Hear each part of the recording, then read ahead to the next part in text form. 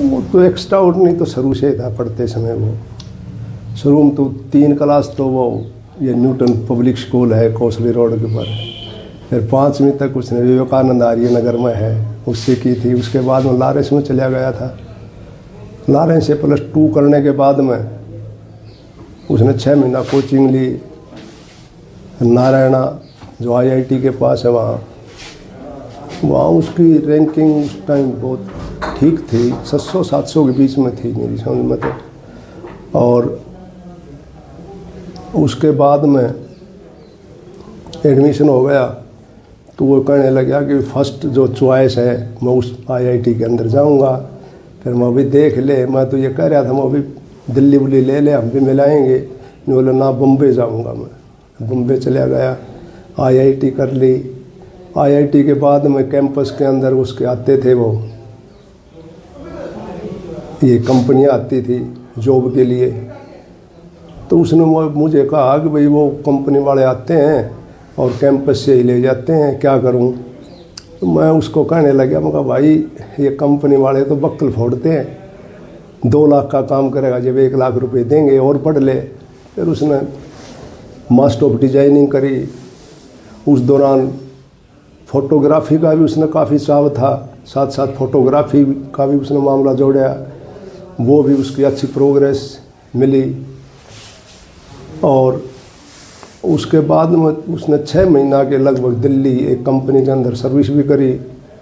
फिर वो जो बेटी थी वो कनाडा थी, वो कनाडा ले गई उसने, 2-2.5 साल तक वहाँ भी उसने सर्विस करी कंपनी में, जो एक अच्छी वो रेपुटेड कंपनी थी उसमें।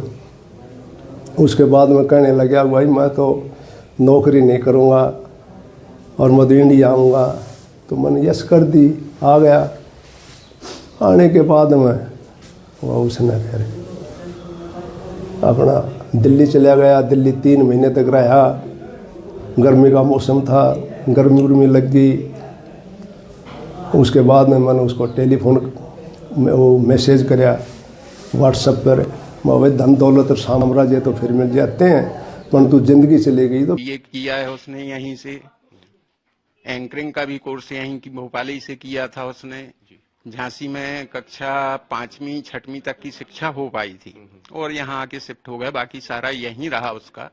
और हम लोगों ने और बच्चों ने शुरू से लेके संघर्ष बहुत किए हैं। आज वो जिस मुकाम पे है वो अपनी मेहनत से है, उसमें कोई ऐसी दिक्कत की बात नहीं है और मुझे खुशी है, मुझे भी कोई कष्ट नहीं है। अच्छा, लेकिन एक चीज जो हम सब देख रहे हैं पिछले 2 दिनों से, जब से उनकी तस्वीरें सामने आई हैं कुंभ में भगवा वस्त्रों में, पुरानी जीवन के बारे में लोग उनके बड़ी जानकारी खंगाल रहे हैं, उनके पुराने फोटोज वायरल कर रहे हैं, ट्रोल करने की कोशिश कर रहे हैं। उन लोगों को आप क्या कहेंगे? अब लोगों का काम तो उसको कौन रोक सकता है, पहली चीज तो ये। दूसरी चीज, वर्तमान में जो जीवन, इतना अच्छा जीवन, इतनी रंग बिरंगी दुनिया छोड़ के जो लड़की अध्यात्म की ओर मुड़ रही है, प्लीज उसे ट्रोल करना बंद करें। उसे और जो कहने का मतलब कि अच्छा रास्ता दिखा सकते हैं, अच्छे विचार बता सकते हैं, तो उसमें उसकी मदद करें, ना कि उसे खींचने की कोशिश करें। अच्छा, कुंभ में जाने से पहले आपसे कब बात हुई थी उनकी आखिरी बार, और क्या कुछ उन्होंने कहा था? मेरी बात हुई थी 6 तारीख को भी हुई थी, 8 तारीख को जब वो रवाना होने लगी तब भी बात हुई थी और बताया था कि 1 महीने के लिए हम वहां रहेंगे और गुरुजी के सानिध्य में कल्पवास करेंगे। अच्छा, खबर ये भी आ रही है कि वो 2 साल से उत्तराखंड में नहीं है। क्या वो यहाँ रहती थी या उत्तराखंड में ही थी अभी पिछले कुछ समय से?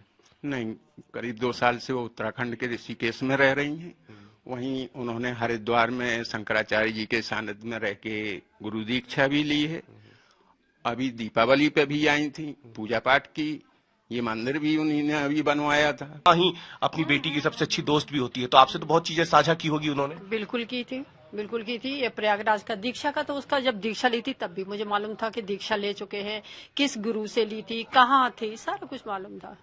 और प्रयागराज जो गई है तो ड्रेसें बनवाने ही स्पेशल आई थी, धोती कुर्ता उसको पहनना था। आपने बनाई? मैंने बनाई। उसने जो भी ड्रेस वहाँ पहनी वो मैंने ही बनाई उसकी। अच्छा। धोती कुर्ता पहन गए। अच्छा, तो आपको अजीब सा नहीं लगा जब पहली बार आपने सुना होगा हमें, क्योंकि दिनेश जी ने बताया कि 2 साल से तो वो उत्तराखंड में रह रही थी, तो आप उस समय नहीं लगा अजीब सा कि अचानक से ये क्या हो गया? मतलब एक लड़की जो हमारे साथ भोपाल में रहती थी, एंकरिंग का वो काम करती थी, इवेंट मैनेजमेंट करती है, काफी सालों से मतलब कर रही है, तो भोपाल मुंबई रहती है, वो काम के चक्कर में रहती है, इवेंट वगैरह करती।